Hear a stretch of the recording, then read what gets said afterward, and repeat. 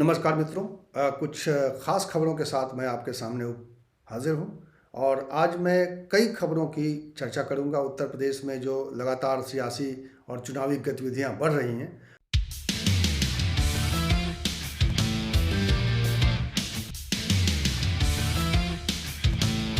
तो चलिए शुरू करते हैं। सबसे बड़ी खबर जो है आज उत्तर प्रदेश की यही है कि उत्तर प्रदेश को लेकर और उत्तर प्रदेश और 5 राज्यों को लेकर जो ओपिनियन पोल आया है उसमें उत्तर प्रदेश का ओपिनियन पोल जो इस वक्त राजनीतिक हालात हैं उसके हिसाब से जो नतीजे आए हैं ओपिनियन पोल के, वो सीधे सीधे यही कह रहे हैं कि प्रदेश में भाजपा सरकार की वापसी हो रही है। ये ओपिनियन पोल का नतीजा है और भी उसके कई पहलू हैं, मैं उस पर आपको बता दूं।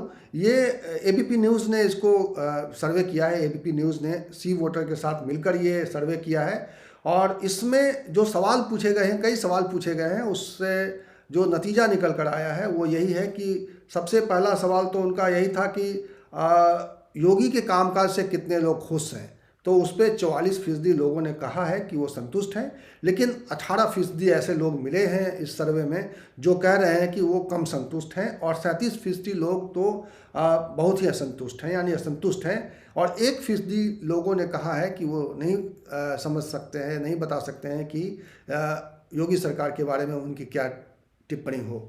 तो एक तो ये है कि यूपी में योगी सरकार को लेकर अधिकतर लोग यानी 44% लोग संतुष्ट बताए गए हैं। दूसरा ये सवाल है कि विपक्ष ने अपना काम कैसे किया है। तो विपक्ष को लेकर भी जवाब में जो है 40% लोगों ने कहा कि हम संतोषजनक विपक्ष का काम रहा है। यानी विपक्ष में जो दल हैं समाजवादी पार्टी, कांग्रेस, बसपा, एक मतलब एकीकृत एक सवाल था, सबका मिला जुला सवाल था। उसमें 40% लोगों ने कहा कि मैं विपक्ष के काम से संतुष्ट हूँ, 20% लोगों ने कहा कि कम संतुष्ट हैं और 34% लोगों ने कहा कि असंतुष्ट हैं वो, और 6% लोगों ने कहा कि उन्हें नहीं पता चल रहा है कि वो विपक्ष के बारे में क्या अपनी राय बनाएं। इस तरह से एक और बहुत ही ज़रूरी सवाल जो उत्तर प्रदेश के बारे में आया है कि उत्तर प्रदेश में 2022 का चुनाव जो होगा वो किन मुद्दों पर होगा। तो उसमें जो सबसे बड़ा जो वर्ग है वो कह रहा है कि बेरोज़गारी सबसे ऊपर है उनके मुद्दे में। यानी 39% लोगों ने कहा है कि बेरोज़गारी इस चुनाव में बड़ा मुद्दा होगा। उसके बाद महंगाई दूसरे नंबर पे होगा। 26% लोगों का कहना है कि महंगाई को लेकर उनके दिमाग में कई तरह के सवाल हैं और जाहिर तौर पे महंगाई उनके लिए बड़ा मुद्दा है, वो महंगाई के आधार पर इस सरकार को चुनेंगे। और 19% लोगों ने किसानों को भी मुद्दा बनाया है। 10% लोगों ने बताया है कि कोरोना और इस तरह से उनके जो मुद्दे हैं कि कोरोना काल में किस तरह से प्रबंधन हुआ, जो सवाल है एक राजनीतिक सवाल भी है, उसको लेकर भी लोगों ने अपनी राय रखी है। इसके अलावा अब देखिए कि जो वोट शेयर को लेकर एक सवाल है और उसमें जो जानकारी आई है वो ये कि बीजेपी गठबंधन को 42% लोगों ने पसंद किया है, समाजवादी पार्टी 30% पर है और बहुजन समाजवादी पार्टी 16% पर, कांग्रेस 5% पर और बाकी जो छोटे मोटे दल हैं, जो और दल, नए दल जो उत्तर प्रदेश में चुनाव लड़ने आ रहे हैं, आम आदमी पार्टी भी उसमें शामिल है, उन सब के लिए 7% वोटों में उनको समेटने के लिए एक अभी तक जो धारणा बनी है वो ये है। तो ये है अभी का जो, और आखिर तौर पे जो सीट्स का मामला है कि कितनी सीटें किसको मिलेंगी, वो भी एक दिलचस्प आंकड़ा है। उत्तर प्रदेश में भारतीय जनता पार्टी के लिए जो सीटें लोगों ने इस आकलन में आया है वो है 259 से लेकर 267 सीटें मिल सकती हैं भारतीय जनता पार्टी को। ये ओपिनियन पोल का रिजल्ट है। और समाजवादी पार्टी को 109 से लेकर 117 सीटें दी हैं लोगों ने। तो आप समझ सकते हैं कि समाजवादी पार्टी के लिए एक बढ़त दिखाई दे रही है। अगर इस रूप में अगर माना जाए कि ये ओपिनियन पोल है और लोगों की धारणा है, लोगों की भावना है, तो इस हिसाब से चूँकि अभी तो समाजवादी पार्टी की सीटें 47 सीटों पे समाजवादी पार्टी है फिलहाल, अभी की जो विधानसभा है 2017 में जो चुनाव हुए थे, और उस लिहाज से देखा जाए तो समाजवादी पार्टी को एक तरीके से आगे बढ़ते हुए लोग देख रहे हैं।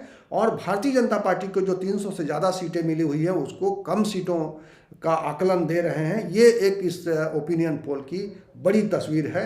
उसके अलावा बीजेपी, उसके अलावा माफ़ कीजिएगा, उसके अलावा बीएसपी को 12 से 16 सीटें दे रही हैं, जो हाल के दिनों में थोड़ा चर्चा में आया है, चूँकि ब्राह्मण सम्मेलन कर रहे हैं वो, और कई ज़िलों में उसके सम्मेलन हो चुके हैं और कई ज़िलों में होना बाकी है। अभी लखनऊ में भी होना है जिसमें मायावती भी शामिल होंगी। तो ये है।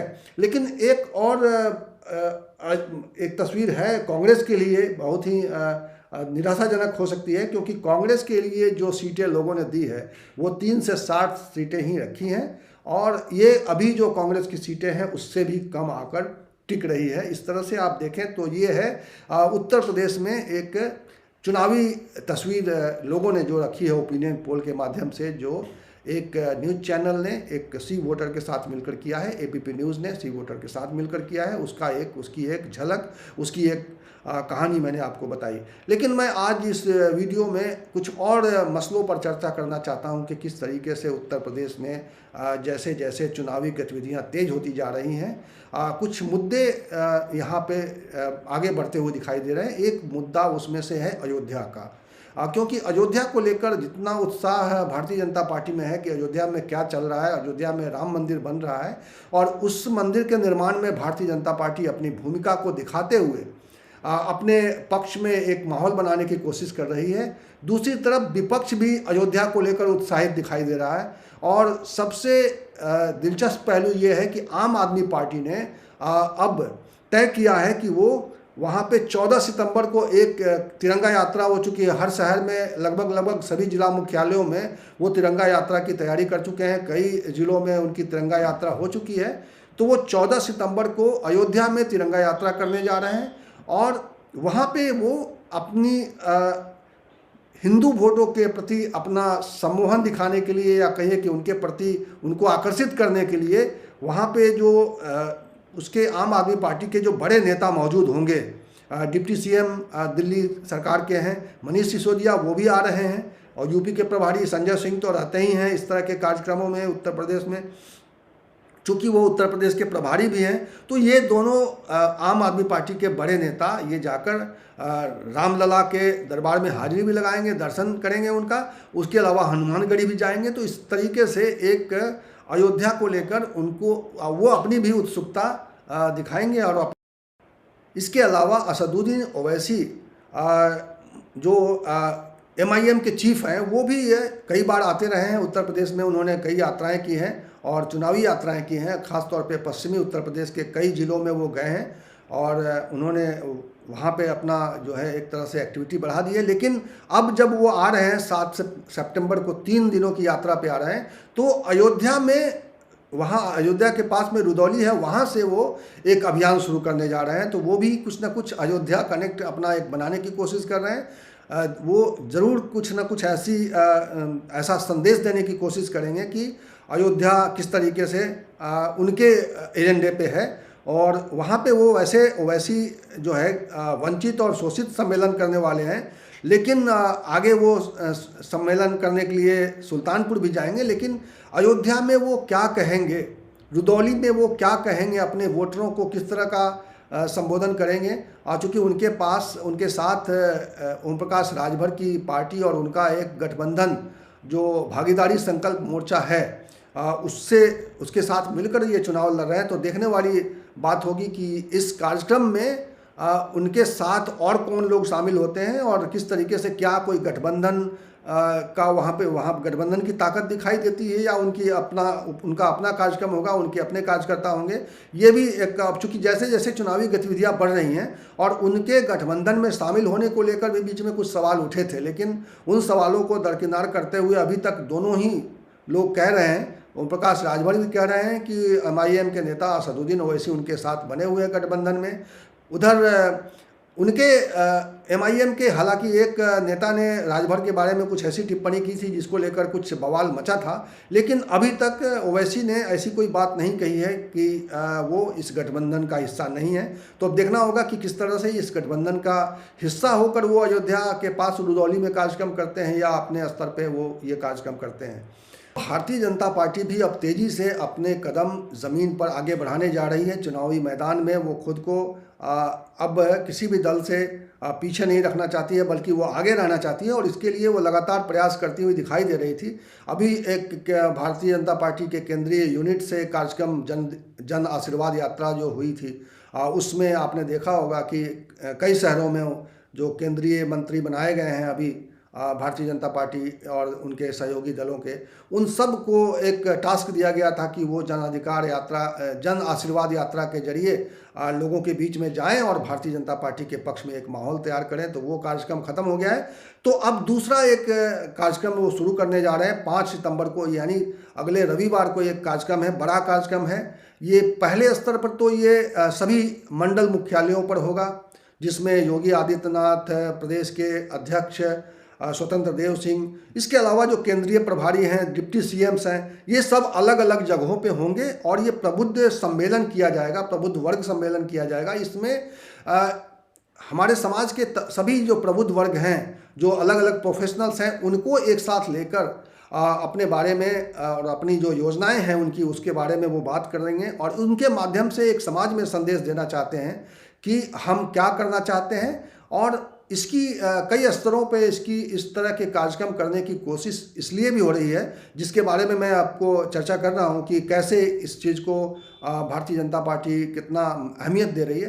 क्योंकि भारतीय जनता पार्टी ने प्रदेश में 5 साल तक शासन किया है और किसी भी शासन करने वाली पार्टी के लिए दोबारा सत्ता में वापसी एक बड़ी चुनौती इसलिए भी होती है क्योंकि उनके 5 साल के शासन में कई तरह की गलतियाँ होती हैं, कई तरह के ऐसे कार्यक्रम होते हैं जिनसे जनता का उनका समर्थन नहीं होता है। तो जाहिर तौर पर एक एंटी इनकम्बेंसी काम करती रहती है उनके खिलाफ में, जिसको कहते हैं कि सत्ता विरोधी रुझान जो है एक काम करता रहता है। उसको ख़त्म करने के लिए वो सारी जो शिकायतें हैं लोगों की, उन शिकायतों को दूर करने के लिए इस योजना का, इस कार्यक्रम का इस्तेमाल करना चाहती है भारतीय जनता पार्टी। इसलिए पहले दौर में 5 तारीख से लेकर 5 सितंबर से लेकर यानी 5 तारीख को, माफ़ कीजिएगा, 5 तारीख को केवल एक दिन ये सभी मंडल मुख्यालयों में ये कार्यक्रम होगा। उसके बाद 6 सितंबर से ये कार्यक्रम सभी 403 विधानसभा क्षेत्रों में ये कार्यक्रम होना है, जिसमें प्रदेश के बड़े भारतीय जनता पार्टी के नेता और उसके अलावा केंद्रीय नेतृत्व तय करेगा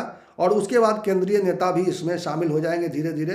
भारतीय जनता पार्टी जिस तरीके से चुनाव लड़ती है, हम सब जानते हैं कि किस तरीके से उनके सभी इकाइयाँ एक तरीके से उस काम में जुट जाती हैं। दूसरे प्रदेश के नेताओं को भी इसमें इन्वॉल्व किया जाता है। आपने देखा होगा कि किस तरीके से उत्तर प्रदेश के मुख्यमंत्री का इस्तेमाल पश्चिम बंगाल के चुनाव में किया गया था, दक्षिणी राज्यों के चुनाव में किया गया था। तो जाहिर तौर पे उत्तर प्रदेश में भी आपको दिखाई देगा कि दूसरे प्रदेशों के भारतीय जनता पार्टी के बड़े नेता, मुख्यमंत्री यहाँ पे दौरे कर रहे हैं, यहाँ पे कार्यक्रम कर रहे हैं।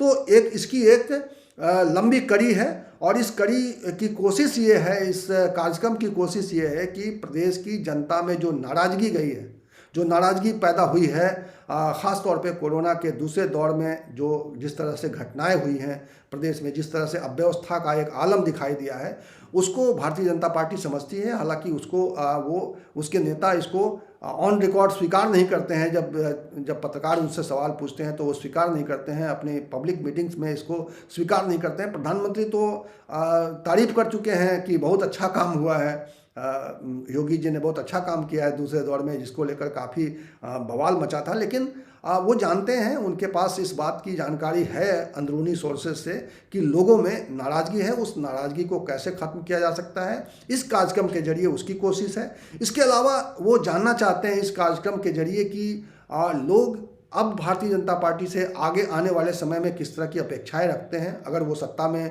वापसी करते हैं तो उनसे किस तरह की अपेक्षाएं हैं, ताकि उन अपेक्षाओं को वो अपने घोषणा पत्र में जगह दे सकें। और इसके अलावा इस तरह के कार्यक्रमों का एक और भी बहुत बड़ा मकसद ये होता है कि चुनावी माहौल बनाए रखा जाए और पार्टी की गतिविधियां होती रहती हैं तो पार्टी के कार्यकर्ताओं का उत्साह बढ़ा रहता है, उत्साह उनका मनोबल रहता है बढ़ा हुआ। और इसीलिए भारतीय जनता पार्टी एक तरीके से अपने कार्यकर्ताओं को और वोटरों को एक कनेक्ट बना के रखती है, ताकि ये कनेक्ट कभी टूटे नहीं और ये चुनाव आने तक, वोटिंग होने तक कम से कम ये कनेक्ट बना रहे। इसलिए ये सारी कोशिशें इस वक्त चल रही है। और इसके लिए जो है भारतीय जनता पार्टी ने तमाम सांसदों को इसकी जिम्मेदारी दी है और ये सांसद जो है अलग अलग आपको ज़िलों में दिखाई देंगे, अलग अलग विधानसभा क्षेत्रों में दिखाई देंगे। तो ये है फिलहाल की भारतीय जनता पार्टी की ये कोशिश भी आपको आने वाले समय में यानी कि रविवार के बाद आपको दिखाई देगी। और अब जो अगली खबर है वो है बेसिक शिक्षा विभाग के सभी टीचरों को, कर्मचारियों को, जो स्कूलों में ख़ास तौर पे काम कर रहे हैं उनको और उनके परिवार वालों को, शिक्षकों के परिवार वालों के, कर्मचारियों के परिवार वालों को प्राथमिकता के आधार पर वैक्सीनेशन के लिए एक आदेश हुआ है। और इसको इसलिए किया जा रहा है ताकि कोई भी, चूँकि स्कूल खुल गए हैं, प्राथमिक स्कूल खुल गए हैं, बच्चे आने लग गए हैं, 2 पालियों में पढ़ाई शुरू हो गई है अधिकतर जगहों पे, और अब बहुत सारे कम गार्जियन जो हैं वो अब ऑनलाइन एजुकेशन का विकल्प अपने पास रख रहे हैं, क्योंकि अब जैसे जैसे कोरोना का खतरा, हालांकि तीसरे लहर की आशंका अभी बनी हुई है, लेकिन फिर भी जहां पे इस तरह की आशंका नहीं है वहां के गार्जियन थोड़े संतुष्ट हैं और अपने बच्चों को भेज रहे हैं। तो अब ये प्राथमिकता के आधार पर सभी टीचरों को, उनके परिवार वालों को वैक्सीनेशन के लिए आदेश हुआ है। ये वैक्सीनेशन प्राथमिकता के आधार पर सभी को किया जाएगा। इसके लिए नोटिस जारी हो गया है और ये अच्छा एक कदम है सरकार का, और देखते हैं इसके नतीजे अच्छे होंगे। जाहिर तौर पे अब वैक्सीनेशन ही हमारा कोरोना से बचाव का एक बड़ा विकल्प है। तो लेकिन अब बढ़ते हैं हम अगली खबर की तरफ। अगली खबर है कृषि कानूनों के खिलाफ में जिस तरीके से माहौल बन रहा है दिल्ली में। अभी आज गाजीपुर बॉर्डर पर बिहार के कुछ किसान और भी कई जगहों के किसान वहां पहुंचे हैं और उन्होंने अपना आंदोलन में समर्थन देने की घोषणा की है। वहां पे थोड़ी एक्टिविटी बढ़ी है और इन सब के बीच में किसानों की नाराज़गी जैसे जैसे दिखाई दे रही है, चूँकि अब गाजीपुर जो है उत्तर प्रदेश की सीमा में है, दिल्ली से सटा हुआ ज़रूर है लेकिन वो उत्तर प्रदेश की सीमा में है। तो उत्तर प्रदेश सरकार की धड़कनें भी तेज़ हो रही हैं कि किसान का आंदोलन उत्तर प्रदेश में अगर बढ़ता है तो उनके लिए एक नई चुनौती पैदा होगी, और वो चुनौती उनको दिखाई दे रही है। चूँकि मुजफ्फरनगर में एक बड़ा किसान पंचायत होने जा रहा है, उसकी तैयारी भी है, और वो बहुत बड़ी योजना है किसान संयुक्त किसान मोर्चा की, और उसमें बड़े स्तर पर तैयारी चल रही है। और अगर वहाँ से कोई इस तरह का मैसेज जाता है किसानों के लिए तो उत्तर प्रदेश सरकार की दिक्कतें बढ़ेंगी। और इसीलिए इस चुनौती को समझते हुए उत्तर प्रदेश सरकार ने आज गन्ना की कीमतों को बढ़ाने का ऐलान किया है। हालांकि कीमत कितनी बढ़ेगी इसका ऐलान नहीं हुआ है, लेकिन गन्ना मंत्री सुरेश राणा ने एक प्रेस कॉन्फ्रेंस करके लोगों को बताया है कि गन्ना के मूल्य में बढ़ाने को लेकर एक सहमति बन गई है और इसका जल्द ही ऐलान कर दिया जाएगा। और उन्होंने पिछली सरकार पर इस तरह से हमलावर रुख अख्तियार किया और उन्होंने कहा कि पिछली सरकार का बकाया हमने पेमेंट किया है, योगी जी ने पेमेंट किया है। अभी आपने अगर ध्यान दिया होगा, योगी आदित्यनाथ ने जब विधानसभा में उन्होंने अपना स्पीच दिया, जो अनुपूरक अनुदान पेश किया गया उसके ऊपर, तो उन्होंने लंबे काफ़ी समय लिया और गन्ना किसानों के बारे में और किसानों के बारे में बहुत सारी चर्चाएं की। उस बारे में मैंने एक वीडियो बनाया था, अगर आपको उचित लगे तो आप उस वीडियो को ज़रूर देखिएगा। उसमें उन्होंने बताया है कि किस तरीके से पिछले कई सालों से 2010 के बाद से ही गन्ना मूल्य का भुगतान किसानों को नहीं हो रहा था और उसको उन्होंने काफ़ी हद तक कंट्रोल कर लिया है और उन्होंने काफ़ी पिछले बकाया का भुगतान कर लिया है और इसको वो अपडेट करने जा रहे हैं। वो अभी तक उसको जो है अपडेट नहीं कर पाए हैं, 3-4-5 महीने का अभी भी बाकी है, उसको भी वो करने का उन्होंने एक संकल्प विधानसभा में दोहराया था, ये बात कही थी। तो उसी से संबंधित एक ये जो है आज ये सुरेश राणा का एक बयान आया है जो उन्होंने प्रेस कॉन्फ्रेंस करके बताया है। तो ये है इस वक्त की उत्तर प्रदेश की सबसे बड़ी खबरें जिसके बारे में जानना समझना और उत्तर प्रदेश के लोगों को के लिए बहुत ही महत्वपूर्ण है और इसीलिए मुझे लगा कि इस तरह की खबरों को आपके साथ शेयर करना चाहिए। आपको ये कार्यक्रम, ये बुलेटिन कैसा लगा जिसमें मैंने पूरे प्रदेश का एक आपको पिक्चर देने की कोशिश की? अगर आपको ये बुलेटिन पसंद आया तो आप ज़रूर कमेंट बॉक्स में आकर बताइएगा कि आपको ये कार्यक्रम, ये इस तरह की सूचनाएं, जानकारी आपको कैसा लगा। अगर आप इसको सपोर्ट करेंगे तो मैं इस तरह के कार्यक्रम भविष्य में भी रेगुलर नियमित रूप से करूँगा। मैं टुकड़े टुकड़े में इस तरह के कार्यक्रम तो करता ही हूँ जिसमें आपको एक ओवरऑल पिक्चर देता हूँ उत्तर प्रदेश का। मैंने ऐसे कई वीडियोस बनाए हैं इसको लेकर। तो फिलहाल इस वीडियो में इतना ही। इसी तरह की चर्चा के साथ और इसी तरह की विमर्श के साथ मैं आपको मिलूँगा अगले वीडियो में। तब तक के लिए नमस्कार।